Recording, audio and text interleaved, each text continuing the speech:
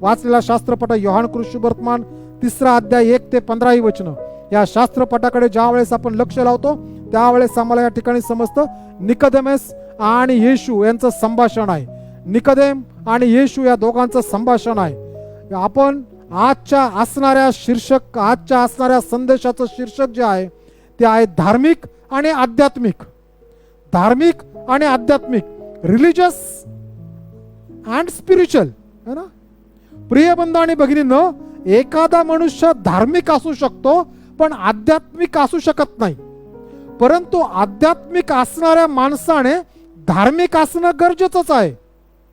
म्हणून प्रिय बंधू आणि भगिनींनो, ज्या वेळेस आम्ही आजच्या शास्त्रपाठाकडे लक्ष लावतो, या शास्त्रपाठामध्ये निकोदेमस नावाचा मनुष्य आहे. सुरुवातीला आपण हे पाहणार आहोत की ज्या ठिकाणी आम्ही पाहतो की धार्मिक असणाऱ्या धार्मिक वाक्याची किंवा धार्मिक शब्दाची व्याख्या काय असावी. धार्मिकता जी आहे ती ही आहे की ग्रुप एकत्र येऊन एखाद्या गोष्टीचं पालन ते करतात. धार्मिकतेमध्ये प्रार्थना आहे, शास्त्र वाचन आहे, उपवास आहेत, त्याच्यानंतर दान धर्म आहेत. या सगळ्या गोष्टी सर्वजण सारखेच करतात, ही आहे धार्मिकता. परंतु ज्या वेळेस आपण धार्मिकतेकडे पाहतो, धार्मिकता ही समूहामध्ये चालणारी गोष्ट आहे. धार्मिकता ही समूहामध्ये चालते. धार्मिकता वैयक्तिक नव्हे. म्हणून ज्या वेळेस प्रार्थना करतात त्यावेळेस सगळेच लोक प्रार्थना करतात. ज्या वेळेस दानधर्म करतात सगळेच दानधर्म करतात. सगळेच देवाचं वचन वाचतात. धार्मिक असणं म्हणजे आध्यात्मिक असणं ही संकल्पना चुकीची आहे. परंतु प्रभू येशू ख्रिस्त तर धार्मिकता आणि आध्यात्मिकता ह्या दोघांना वेगळा करतो. धार्मिक असणारा मनुष्य आध्यात्मिक असेलच याची कुठलीही खात्री नाही. ज्या पाऊलाने पवित्र शास्त्रामध्ये नवीन करारातील 13 पत्र लिहिले, हा पाऊल सुरुवातीला येशूची ओळख होण्याच्या अगोदर धार्मिक आहे.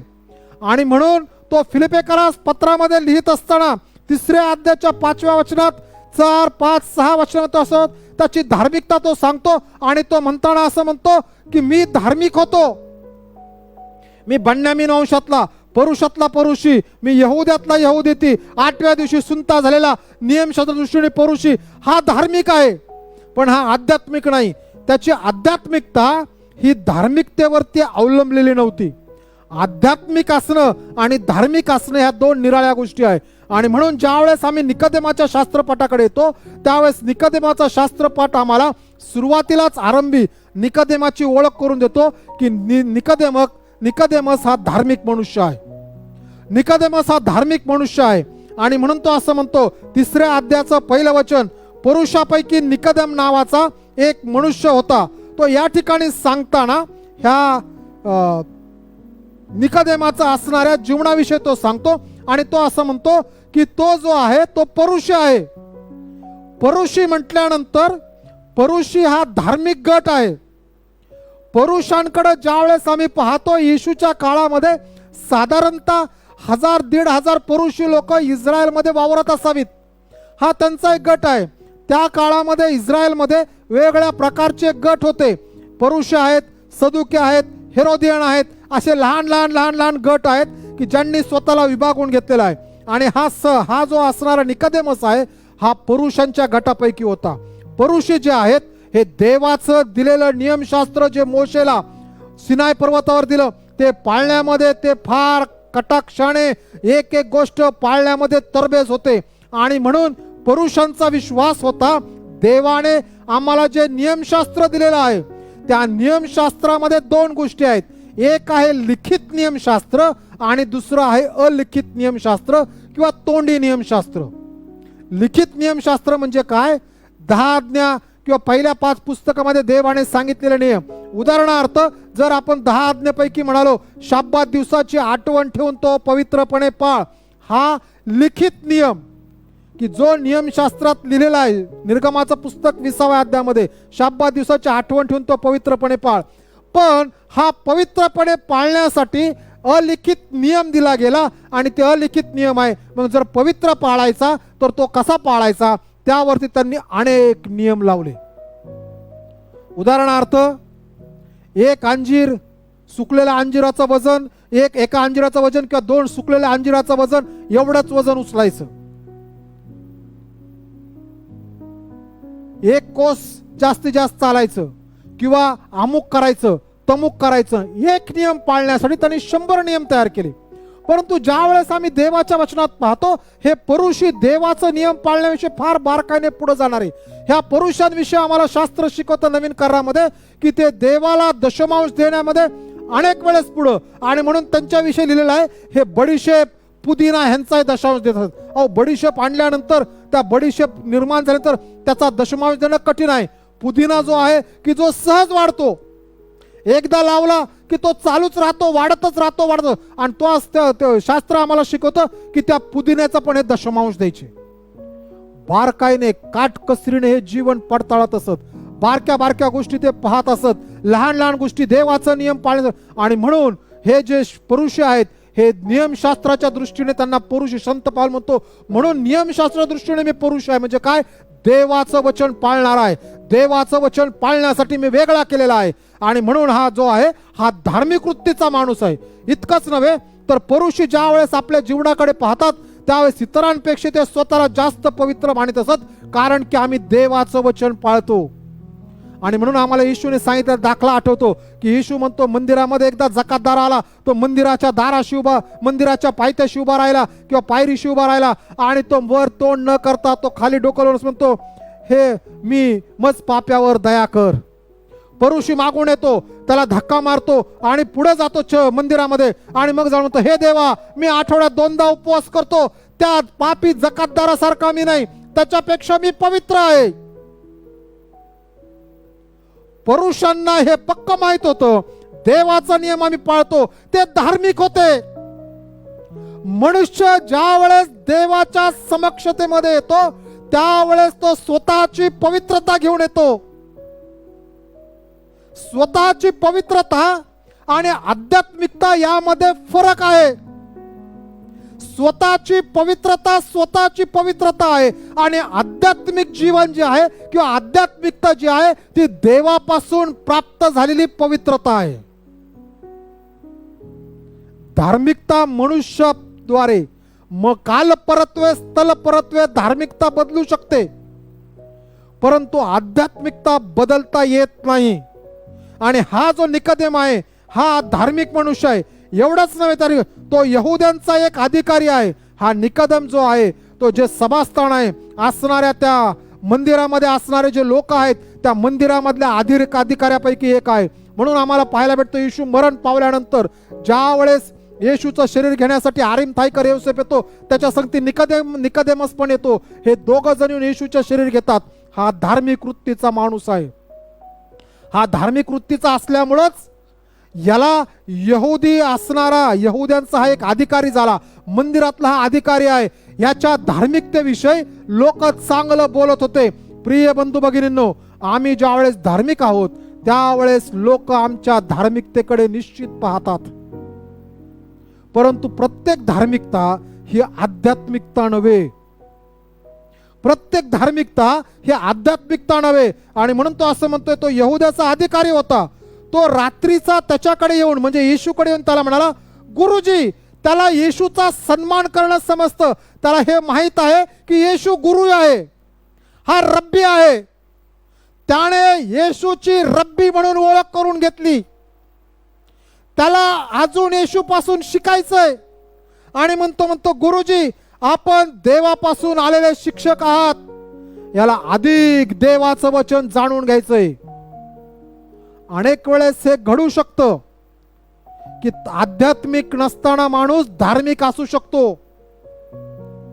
सैतान अनेक वेळेस माणसांना धार्मिकतेच्या असणाऱ्या जुवाखाली बांधून ठेवू शकतो. सैतान अनेक वेळेस धार्मिकतेला आध्यात्मिकतेचं रूप देऊ शकतो. प्रिय बंधू आणि भगिनींनो, ह्या असणाऱ्या निकोदेमाची धार्मिकता आम्हाला दिसते. तो असं म्हणतो, कारण तो म्हणतो की कशावरून मी ओळखलं, कशावरून मला माहित आहे की तुम्ही धार्मिक आहात किंवा देवापासून आलेला तुम्ही गुरु आहात, कारण की तुम्ही जे चिन्ह करता ती देव बरोबर असल्याशिवाय कोणालाही करता येत नाही. ह्याची धार्मिकता ही इंटेलेक्च्युअल देखील आहे, बौद्धिक देखील आहे. याला बौद्धिक गोष्टी चांगल्या माहित आहेत की हे नियमशास्त्रात लिहिलंय आणि म्हणून हा मनुष्य देवापासून आलेला आहे, देव याच्या बरोबर आहे. प्रिय बंधू भगिनींनो, अनेक वेळेस आमचं असणारं ज्ञान आमचं आत्मिक असेल ह्याची खात्री कुठलीही नाही.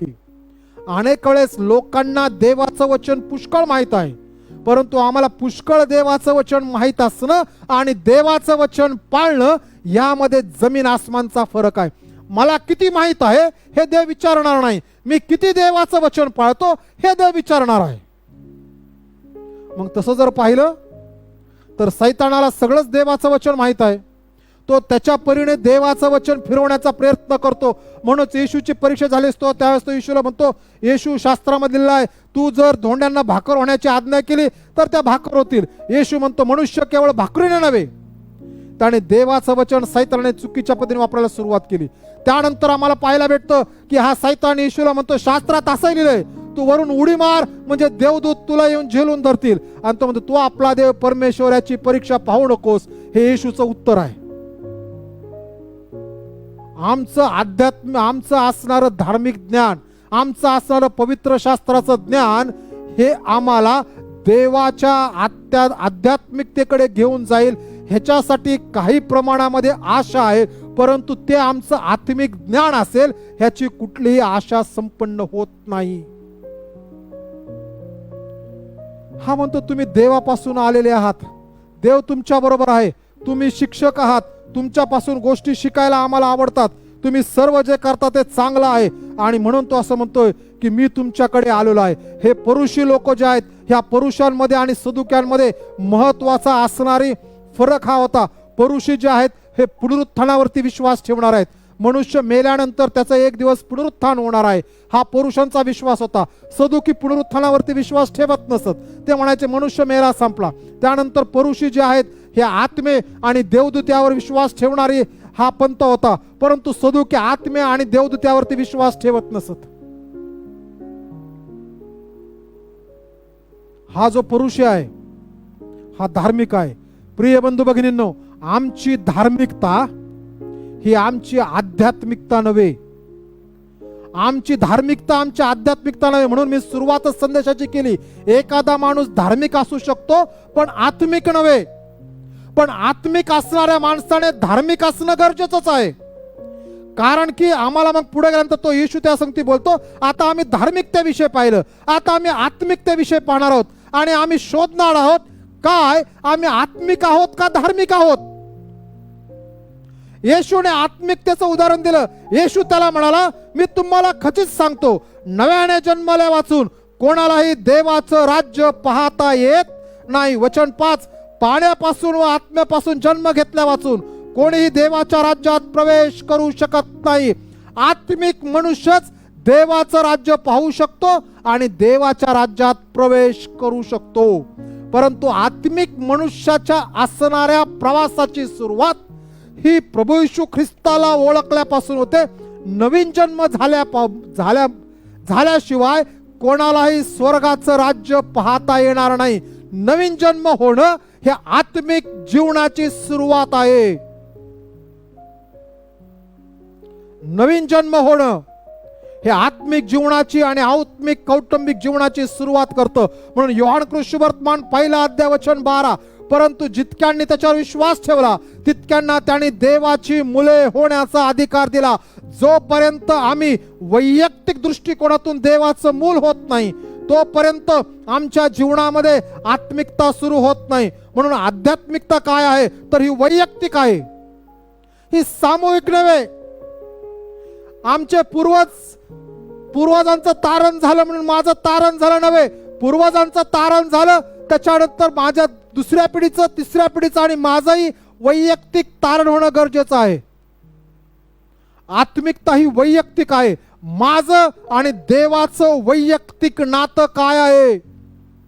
आणि म्हणून येशू निकोदेमाला म्हणतो, नव्याने जन्मले वाचून. नव्याने जन्म ज्या वेळेस होतो त्यावेळेस मनुष्याचं आणि देवाचं आत्मिक यात्रेची सुरुवात होते. धार्मिकता मनुष्य जन्मल्यापासून पाळतो. घरात आईबाप म्हणतात शास्त्र वाच, प्रार्थना कर, संडे स्कूलला जा, चर्चला जा, बाप्तिस्मा घे, लग्न कर, अमुक कर, तमुक कर, सगळं कर, ती धार्मिकतेमध्ये. आत्मिकता मात्र वैयक्तिक आहे. प्रिय बंधू भगिनींनो, म्हणून येशू म्हणतो नव्याने जन्मल्या वाचून वधस्तंभाच्या पायथ्याशी जाऊन आमच्या पापांची क्षमा ख्रिस्ताकडे मागून ख्रिस्ताला आमच्या जीवनामध्ये वैयक्तिक तारणारा म्हणून स्वीकारल्याशिवाय आमच्या आत्मिक जीवनाची सुरुवात होत नाही. आमचं आत्मिक जीवन हे धार्मिक जीवनापेक्षा निराळं आहे. परंतु ज्या वेळेस आम्ही आमच्या आत्मिक जीवनाकडे येतो त्यावेळेस आमच्या आत्मिक जीवनाकडे आल्यानंतर आमच्या आत्मिक जीवनासंगती जर धार्मिकता असेल तर तो मोठा लाभ आहे. कारण की आमच्या आत्मिक जीवनासंगती, म्हणूनच याकोबाचं पत्र जे आम्ही मागच्या दिवसांमध्ये बायबल शिकलेलो आहोत त्या ठिकाणी लिहिलंय विश्वास परीक्षा, विश्वास माझा कार्य, विश्वास माझं बोलणं, विश्वास माझं प्रार्थनामय जीवन, विश्वास आणि पक्षपात. आमच्या असणाऱ्या आत्मिक जीवनामध्ये आम्ही ज्यावेळेस चांगल्या गोष्टी करतो, धार्मिकतेच्या गोष्टी करतो, त्यावेळेस त्या आमच्यासाठी जमेच्या बाजू ठरतात. येशू ख्रिस्ताने एक गोष्ट सांगितली, एक दाखला सांगितला. तो असं म्हणतो शेवटच्या दिवशी बरेच जण येतील आणि ते म्हणतील हे येशू आम्ही तुझ्या नावाने भूतं काढली, तुझ्या नावाने संदेश दिला, तुझ्या नावाने अमुक केलं. आणि येशू म्हणतो मी त्यांना म्हणेल मी तुम्हाला ओळखत नाही.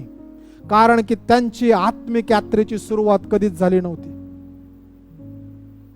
आत्मिक यात्रेची सुरुवात प्रभू येशू ख्रिस्ताला आपल्या जीवनात वैयक्तिक तारणारा म्हणून घेऊन होते. त्याची सुरुवात कधीच झाली नव्हते. ते केवळ धार्मिक गोष्टी करण्यामध्ये गुंतलेले होते. प्रिय बंधू भगिनींनो, धार्मिकता आणि आत्मिकता दोन वेगळ्या गोष्टी आहेत. परंतु आत्मिकतेसोबत धार्मिकता हा मोठा लाभ आहे. आणि म्हणून आम्ही पुढे आल्यानंतर पाहतो की आत्मिकता जी आहे ही आत्मिकता आमच्या नव्या जन्मासंगती सुरू होते. हे आमचं वैयक्तिक देवासंगतीचं नातं आहे. आत्मिक मनुष्य हा धार्मिक असणं गरजेचंच आहे. जर कोणीतरी म्हणतो मी आत्मिक आहे आणि तो जर धार्मिक नाही तर तो खोटं बोलतो. आत्मिक मनुष्य धार्मिक असणं गरजेचंच आहे. आत्मिक माणसाने धार्मिकतेच्या गोष्टी करणं गरजेचं आहे. कारण की देवाने लावून दिलेल्या नियमाच्या त्या विरुद्ध नाही. आमचं तारण जरी कृपेने झालेलं आहे तरी आम्हाला नैतिक गोष्टी करणं गरजेचं आहे. ती आमची धार्मिकता आहे. आणि म्हणून प्रिय बंधू भगिनींना आम्हाला पाहायला भेटतं की संत पाऊल की जो प्रभू येशू ख्रिस्ताचा सेवक होण्याच्या अगोदर, प्रेषित होण्याच्या अगोदर हा धार्मिक मनुष्य आहे. हा 8व्या दिवशी सुंता झालेला, नियमच्या दृष्टीने परुषी, हा त्याच्या आस्थेविषयी म्हणाल तर सर्वांपेक्षा पुढे असलेला, हा ख्रिस्ती मंडळीचा छळ करणारा, त्याच्या धर्मानुसार हा धार्मिक आहे. परंतु दमास्कसच्या वाटेवर ज्या वेळेस त्याची आणि येशूची ओळख झाली, ज्या वेळेस प्रकाश त्याच्या भोवती प्रकाशला भर दिवसा आणि त्याने शब्द ऐकले, शावला शावला तू माझा छळ का करतोस? आणि त्याने विचारलं हे प्रभू तू कोण? आणि तो म्हणला ज्या येशूचा तू छळ करतोस तो मी आहे. तेथून तो पुढे जातो आणि त्याची आणि ख्रिस्ताची ओळख होते. त्याच्या आध्यात्मिक जीवनाची सुरुवात होते. प्रिय बंधू भगिनींनो, आमच्या आत्मिक जीवनाच्या सुरुवातीचा दिवस आम्हाला माहित आहे का हो? संत पाऊल तो नमूद करतो की मी तो प्रकाश पाहिला. माझं तारण कसं झालं मला माहित आहे का? का माझे पूर्वज ख्रिस्ती होते म्हणून मी ख्रिस्ती आहे. असं जर असेल तर माझ्या आत्मिक जीवनाची अजून सुरुवात व्हायची. आत्मिक जीवनाची सुरुवात नव्याने जन्माला वाचून होत नाही. संत पावलाने तो अनुभव घेतला. येशूकडे एक तरुण श्रीमंत मनुष्य आला आणि तो येऊन येशूला म्हणतो गुरुजी, गुरुजी मी काय केल्याने मला सार्वकालिक जीवन मिळेल? आणि येशूने त्याला सांगताना सांगितलं 10 आज्ञेतल्या नंतरच्या आज्ञा सांगितल्या की ज्या ठिकाणी लिहिलेलं आहे चोरी करू नको, खून करू नको, व्यभिचार करू नको. आणि तो म्हणतो गुरुजी मी तर हे सगळं पाळत आहे आणि पाळलेलं आहे. आणि येशू त्याला म्हणतो पूर्ण होऊ पाहतोस तर तुझं आहे नाही ते सगळं विक आणि चल तू ये माझ्या मागे ये. आणि शास्त्र म्हणतो तो मनुष्य खिन्न होऊन निघून गेला. तो धार्मिक आहे पण त्याला आत्मिक व्हायचं नव्हतं. अनेक वेळेस आम्हाला पाहायला भेटतं की माणसांना धार्मिक राहायला आवडतं पण आत्मिक व्हायला आवडत नाही. बघतोय जक्कय जकातदार यरियो मधला हा मनुष्य ज्या वेळेस येशू यरियोतून पुढे जाणार आहे समजलं, त्यावेळेस जात असताना त्याला कोणी काय येशूला पाहू देईना.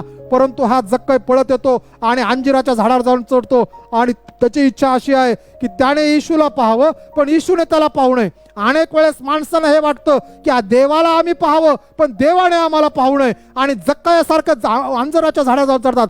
येशू मात्र झाडाखाली असं म्हणतो, जक्काया त्वरा कर आणि खाली उतर, आज मला तुझ्या घरी यायचंय. येशू जक्काया सांगते घरी जातो. गेल्यानंतर हा जक्क्याला त्याचं जीवन समजतं आणि जक्कय म्हणतो, माझं होतं नव्हतं मी ते देऊन टाकेल, मी अमुक करेल. आणि येशू म्हणतो, आता हाही अब्रामाचं संतान आहे, कारण की त्या दिवशी त्याची आध्यात्मिक जीवनाची सुरुवात झाली. मार्टिन लुथर, प्रोटेस्टंट पंथाचा संस्थापक, जो पोपच्या विरोधात आणि त्यावेळेसच्या असणाऱ्या कॅथलिक चर्चच्या विरोधात उभा राहिला, हा मार्टिन लुथर की हा वास्तविक पाहता फादर आहे. आणि हा जो मार्टिन लुथर आहे, हा मार्टिन लुथर काम करत असताना त्याच्या लक्षात आलं की जे मी करतोय ते बरोबर नाही, पवित्र शास्त्र याला कुठेही परवानगी देत नाही. आणि हा मार्टिन लुथर ज्या वेळेस पाहतो त्यावेळेस त्याचं आणि देवाच्या वचनामधून त्याच्यावरती प्रकाश पडतो. देवाचा आत्मा त्याला सत्य उलगडून सांगतो की तुझं तारण कृपेच्या द्वारे विश्वासाने झालेले आहे, सत्कर्मे केल्याने झालं नाही. आणि हा मार्टिन लुथर विचार करतो, देवाचा आत्मा त्याच्याशी बोलतो आणि बोलल्यानंतर हा मार्टिन लुथर जाऊन पोपच्या किंवा कॅथलिक चर्चच्या विरोधात उभा राहतो आणि तो म्हणतो तारण कृपेने झालेला आहे. ख्रिस्ताची आणि त्याची ओळख होण्याच्या अगोदर मार्टिन लुथर धार्मिक मनुष्य आहे, पण तो आध्यात्मिक नाही. ख्रिस्ताची ओळख रोमकरास पत्रामध्ये झाल्यानंतर तारणाची, मग तो आध्यात्मिक होतो. पंडित रमाबाई, आपल्या देशामधली स्त्री, बारामती पासून अवघ्या 50 किलोमीटर अंतरावर त्यांनी येऊन मोठं असणार हॉस्टेल सुरू केलं, अनाथ, विधवा, पोरक्या आणि परित्यक्ता यांच्यासाठी. अशी असणारी पंडित रमाबाई की जी स्वतः तिच्या असणाऱ्या पूर्वीच्या जीवनामध्ये ख्रिस्ती होण्याच्या अगोदर ती धार्मिक आहे. त्यावेळेसच्या पंडितांनी तिला पंडिता ही पदवी बहाल केली. हिंद केसरी हा पुरस्कार ब्रिटिशांनी तिला दिला होता. तिचे असणारे वेद तोंडपाठ आहेत. तिच्याकडे असणाऱ्या ह्या धर्माची पूर्ण माहिती आहे. हे सगळं घडत असताना, जीवन जगत असताना एक दिवस तिची आणि येशूची ओळख होते आणि मग ती आध्यात्मिक बनते. बाबा पद्मनची चांगलं जीवन जगत होते, ख्रिस्ताची ओळख झाली, आध्यात्मिक बनले. नारायण वामन टिळक चांगलं जीवन जगत होते, एक दिवस आध्यात्मिक जीवन, धार्मिक जीवन माणूस, ख्रिस्ताची आणि त्यांची ओळख झाली पवित्र शास्त्र वाचत असताना आणि ते आत्मिक झाले. त्यांची पत्नी लक्ष्मीबाई टिळक की जिने पुस्तक लिहिले स्मृतिचित्रे, ती लिहित असताना लक्ष्मीबाई टिळक ज्या आहेत, लक्ष्मी टिळक ह्या धार्मिक होत्या, परंतु ख्रिस्ताची ओळख झाल्यानंतर त्या आध्यात्मिक झाल्या. प्रिय बंधू आणि भगिनींनो, काय माझी आणि ख्रिस्ताची वैयक्तिक ओळख झालेली आहे का? मी धार्मिक आहे का मी आत्मिक आहे? मग मी कोणी असो, मी सगळ्या प्रकारची उदाहरणं सांगितली. पावलाचं सांगितलं, निकोदेमाचं सांगितलं, निकोदेमाला त्याच्यानंतर ख्रिस्त भेटतो, ख्रिस्त संगती बोलत, मग त्याची आत्मिक यात्रा सुरू होते. त्याच्यानंतर बाबा पद्मनजी आहे, पंडित रमाबाई आहे, मार्टिन लुथर आहेत, पुष्कळ लोक आहेत की जे पूर्वी धार्मिक होते, पण ख्रिस्ताची ओळख झाली, पाप क्षमा मिळाली, देवाचं मूल होण्याचा अधिकार मिळाला आणि मग ते आत्मिक झाले. आणि मग त्यांच्या आत्मिकतेला त्याने त्यांच्या धार्मिक गोष्टींची जोड दिली आणि मग आत्मिक गोष्टी संगती धार्मिक गोष्टी झाल्यामुळे दुग्ध शर्करा जीवन सुरू झालं. प्रिय बंधू आणि भगिनींनो, आज आपण विचार करूयात, देवाकडे कृपा मागूयात, आपलं जीवन पडताळून पाहूयात. माझा आणि ख्रिस्ताची ओळख कुठे झाली? माझ्या पापाच्या क्षमेचा आनंद मला कुठे मिळाला? माझी पाप क्षमा कशी मला बहाल करण्यात आली? प्रभू येशू ख्रिस्ताने वधस्तंभावरती 2000 वर्षापूर्वी समस्त मनुष्य जातीच्या पापासाठी स्वतःला वधस्तंभावरती अर्पण केलं, यासाठी की आमच्या पापाचं प्रायश्चित्त व्हावं. त्याला पुरण्यात आलं आणि तिसऱ्या दिवशी तो मेल्यातून पुन्हा उठला. त्या पुनरुत्थित प्रभू येशू ख्रिस्ताची आणि माझी भेट झालेली आहे काय? ही वैयक्तिक आहे. मी आत्मिक आहे का मी धार्मिक आहे? प्रिय बंधू, आमची धार्मिकता काम करणार नाही. आमची धार्मिकता ज्या वेळेस प्रभू येशू ख्रिस्त अंतराळामध्ये प्रकट होईल आणि मंडळी ख्रिस्ताला भेटण्यासाठी जाईल, पहिले प्रभू येशू ख्रिस्तामध्ये निजलेले उठवले जातील, त्यानंतर जिवंत आपण वर घेतले जाऊ. आपण भेटल्यानंतर त्या पहिल्या पुनरुत्थानामध्ये किंवा पहिल्या अंतराळात उचलण्यामध्ये आम्हाला जर स्थान असेल तर आम्ही आत्मिक आहोत.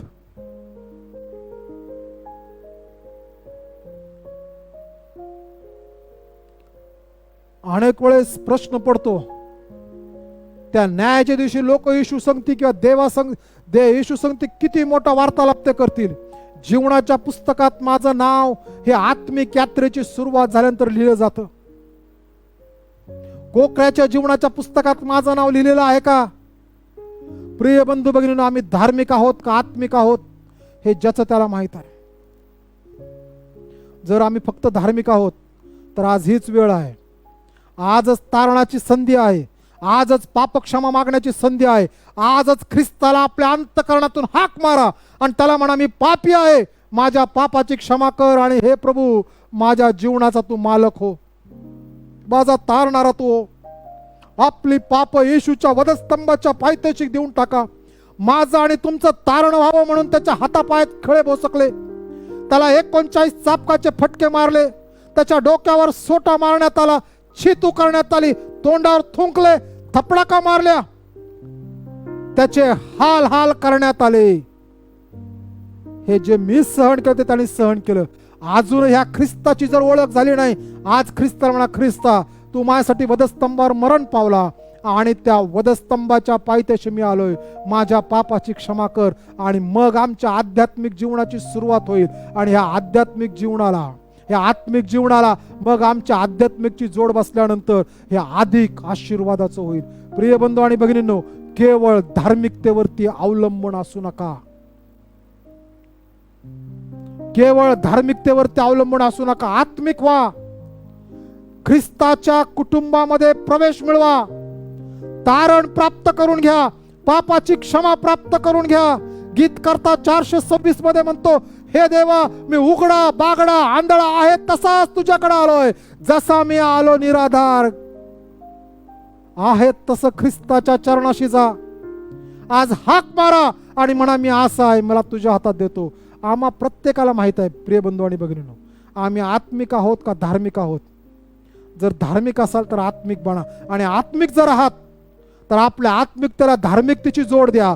आणि धार्मिकतेची जोड जर देत आहोत तर देवाचे आभार माना आणि देवाला म्हणा, देवा मला अधिक वाढव, अधिक पुढे घेऊन जा, कारण त्यासाठी ती माझी गरज आहे. प्रकटीकरणाच्या पुस्तकात योहान लिहितो 8 वेळेस जवळजवळच, आत्मा मंडळास काय म्हणतो, हे ज्याला कान आहे तो ऐको. आज आत्मिक कान उघडलेले आहेत का? नसतील तर उघडून घ्या. पवित्र आत्मा दररोज आपल्याशी बोलतो. त्याचं ऐका, कारण की त्याच्या ऐकल्याने आपलं समाधान होतं. प्रार्थना करूया. प्रभुदेवा, आम्ही तुझ्या नावाला धन्यवाद देतो, स्तुती करतो, उंचावतो, गौरव आणि सन्मान देतो, कारण की तू आमचा जिवंत देवबाप आहेस. प्रभुदेवा, निकदमाच्या जीवनावरून तू आम्हाला शिकवतोस की आम्ही केवळ धार्मिक असणं गरजेचं नाही, आम्ही आत्मिक होणं गरजेचं आहे. आणि त्यासाठी आम्ही तुझ्या नावाला गौरव, सन्मान, मान आणि महिमा देतो.